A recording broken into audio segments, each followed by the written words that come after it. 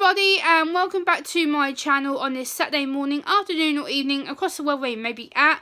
And I just want to give Runny a big thank you for sending me this article in a private message. It's about an autistic man who tried to go into a supermarket, who is now suing the supermarket because they banned his assistant's emotional support animal.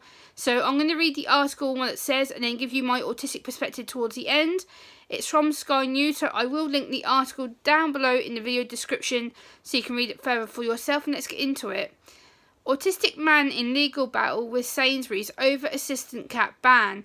Ian Fenn told Sky News he has no choice but to take the supermarket giant to court in a case which could set a new legal precedent. Mr Fenn, 51, has launched legal action against Sainsbury's for denying entry to his assistant cat. Ian relies on his cat Chloe, aged 12, to face the world every day to stop him feeling overwhelmed. Mr Fenn was left upset and trembling after he was ordered to leave the branch in Clapham Common, South London, which knocked his confidence. Sainsbury's welcomes assistance dogs, but has said that cats pose a further hygiene risk. It says that it has now asked environmental health officers to further investigate. Mr Fenn said it is his nearest supermarket and within walking distance.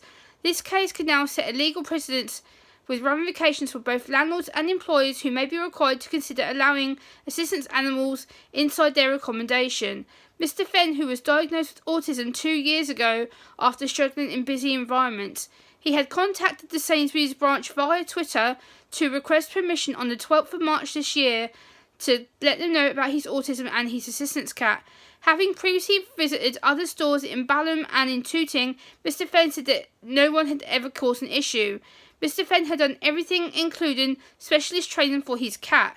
The cat acts as a conversation starter for him within busy environments. Mr Fenn said that he was overwhelmed by bright lights and noises and couldn't make decisions before he had his cat Chloe. He says that Sainsbury's are not treating him with respect and they've closed a simple conversation with him. The Equality Act 2010 puts a duty on employers to make reasonable adjustments in the workplace to ensure disabled people are not given a substantial disadvantage. Mr Fenn's legal representation, Chris Frost, said that he is asking Sainsbury's to reconsider their opinion on the subject. Trying to include people and assistance animals in this further society workplace. Without Chloe, he said he felt trapped and isolated in his house. He said that Chloe keeps him up to date in a fully and inclusive society and lifestyle. Mr Fenn said his disability lawyer expects this to go to trial in the next 12 months unless changes have been made by Sainsbury's. Sainsbury's has then retaliated and said, "We want to be an inclusive retailer with people who love to shop with us and work with us, and we understand that some customers may need extra support in our stores.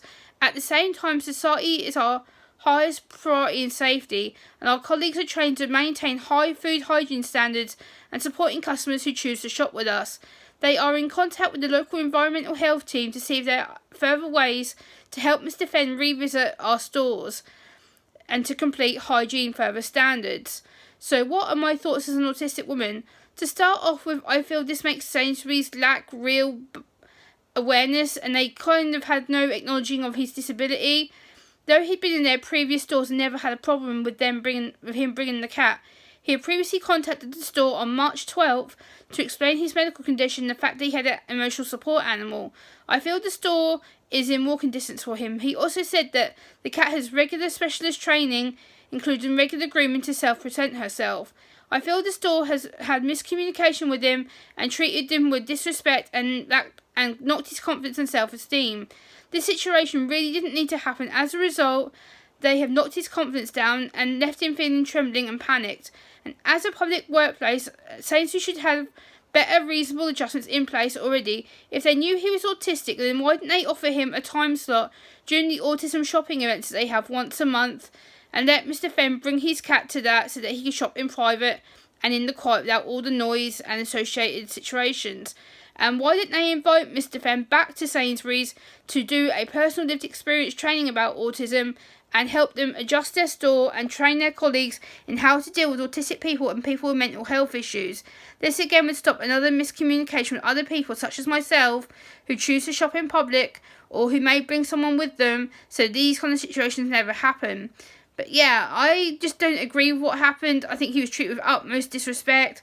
I think that they basically treated him like someone who was a charity case. They didn't really seem to care about his welfare or the fact that he is disabled and the fact that he uses this cat to get around. I think it's just absolutely appalling. They treated him with such disrespect. This is obviously going to put him off shopping now, and the fact that he can't obviously shop online because it says that he regularly goes for a walk and takes the cat with him.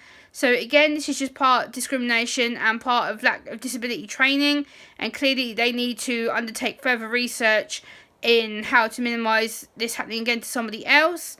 But yeah, I'm disappointed in Sainsbury's, to be honest. I think what they've done is absolutely disgusting. I think they need to know a lot better.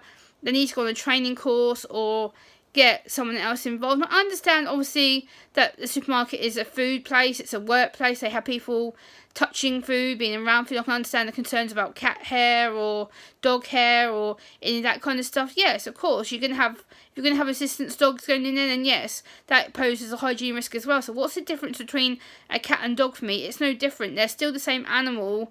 They're still animals. They still have hair. They still have claws, paws, whatever you want to call them. Like, it's just, this didn't need to happen. This didn't need to even go to court. It needs to be a civil matter. And I think it's just a shame that he was disrespected and treated in that way and made to feel frightened. Sainsbury's, I'm a little bit disappointed. I do shop with you myself, and I have had several problems with Sainsbury's in the past with the way their delivery drivers have spoken to me. But yeah, please let me know what you think down below. Please give this a like, comment, share, and subscribe, and I'll be back next time. Bye!